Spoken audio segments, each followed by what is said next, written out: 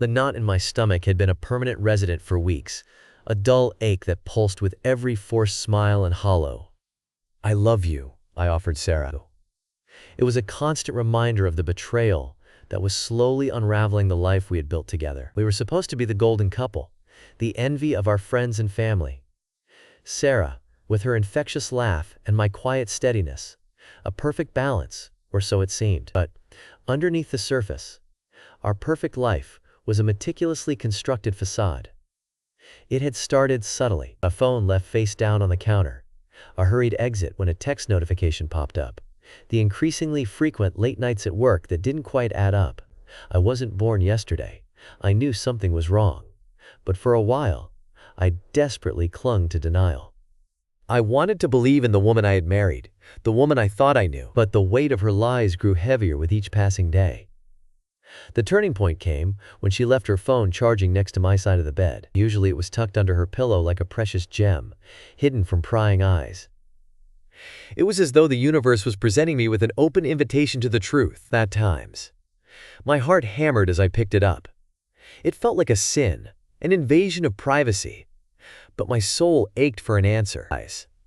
I'd spent nights sleepless wondering what was going on, and for once, I wanted a clear answer. It was there, in the messages, the sickening proof of her affair, a whirlwind of flirtatious exchanges, clandestine rendezvous, and whispered promises that weren't meant for my ears. I read them over and over again, each word a dagger twisting in my gut.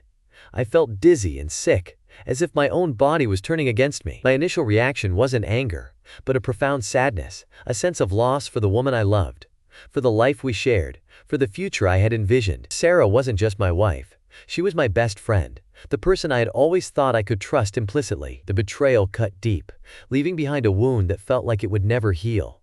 But then the sadness turned to a cold rage, a burning need for justice. I spent the next few weeks in a state of controlled fury, a silent volcano slowly building pressure within me. I knew I couldn't confront her in the privacy of our home. That was her space, the place where she had constructed her web of lies. No, I needed to expose her in a public forum, where she couldn't hide from the consequences of her actions. Our family was incredibly important to Sarah. She adored her parents, her siblings, and their kids there. They all got together every Sunday at her parents' house for dinner, and she lived for those gatherings. The thought of her being humiliated in front of them, stripped of the perfect daughter persona she had carefully crafted, was the only thing that brought me a sliver of dark satisfaction. The following Sunday, I arrived at her parents' house with a mix of dread and anticipation. The scene was as usual: laughter, the clinking of cutlery, the aroma of a home-cooked meal. Sarah looked at me, her eyes betraying a flicker of unease. It was almost as if she knew something was coming, and the knot in my stomach tightened again, this time with a sharp anticipation. I played along though, sitting next to her as usual, asking about her week, engaging in the small talk that had become so painful. After dinner, as the family settled into the living room, I cleared my throat, feeling every eye on me. My heart pounded as if I were about to jump from a very high building. "There's something I need to share with everyone," I said, my voice shaking slightly, though I tried my best to remain calm. Sarah's expression was a mask of confusion. I pulled out my phone, connected it to the TV, and projected the text messages onto the big screen for everyone to see. The room fell silent, the casual chatter dying down as the words filled the room.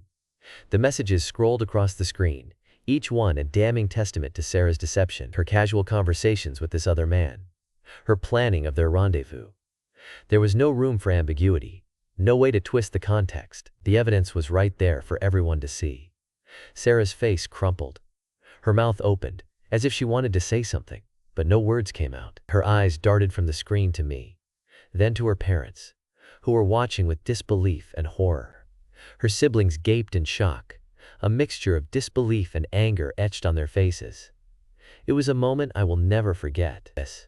The color drained from her face, leaving her looking pale and fragile. She looked like a child caught in the act of stealing a cookie. Her mother was the first to speak.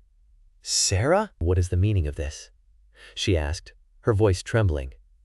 Sarah tried to deny it. She tried to laugh, to dismiss it as some kind of joke. But her voice cracked, and she started to cry. Her father was completely silent, staring at the screen with a look of fury that was almost terrifying. I watched her crumble under the weight of her own lies.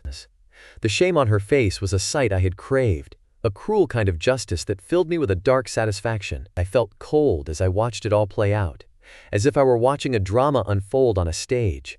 I felt nothing but contempt for this woman. "I'm sure you all have questions," I said, my voice as steady as I could make it. "I found these texts a few weeks ago. I've been trying to reconcile this with myself ever since, but the truth is I can't. I can't forgive this." I proceeded to share the details, the full extent of her infidelity, my voice cracking a few times as I did. I watched as her family's love for her slowly diminished and morphed into disgust. I explained that I'd already contacted a lawyer and would be starting divorce proceedings first thing on Monday. I made sure to say it loud enough for everyone to hear. The rest of the evening was a blur. Her family bombarded her with questions, her mother crying openly and her siblings seething with rage. She tried to defend herself, to explain, but the evidence spoke for itself. The perfect image of Sarah that she had always presented shattered into a million pieces, revealing the deceitful woman underneath. I watched it all unfold, feeling a twisted sense of victory amidst the profound sadness. As I left that night, I didn't look back. I knew that my life would never be the same, that my heart would carry the scars of this betrayal forever. But I also knew that I had done what I needed to do. I'd exposed her, not just to her family, but to the truth of her own actions. And in that, I found a strange sort of peace. Now, the next few weeks were a whirlwind of legal proceedings, division of assets, and the slow, painful process of picking up the pieces of my shattered life. My friends offered support, my family offered solace, but the loneliness was a constant companion. Sarah tried to reach out, to apologize, to explain, but I couldn't bring myself to listen. The trust was broken beyond repair, and the pain was too raw. Away. One day, a few months later, I received a text from Sarah's sister. She told me that Sarah had moved away. She said that her parents were heartbroken and still couldn't bear the thought of seeing her. There was a coldness in her words that was a complete contrast to how she used to speak about Sarah. She said that none of them would ever forgive her for what she did, and that they felt just as betrayed as I was. The text was strange. On the one hand, it made me happy to hear that I wasn't the only one that was disgusted with her actions. On the other hand, it was saddening to think that one person could ruin the lives of everyone around them in such a way. Looking back, I know that revenge is never the answer, that it doesn't bring true healing. But in that moment, it was the only thing that gave me a sense of control, the only way I could find to reclaim my dignity. It was a necessary step, a way for me to move forward, even if the road ahead was long and lonely. I will always carry the scars of her betrayal, but I will also carry the memory of that Sunday, the day I finally found the courage to expose the truth and step into the painful new reality that would become my life.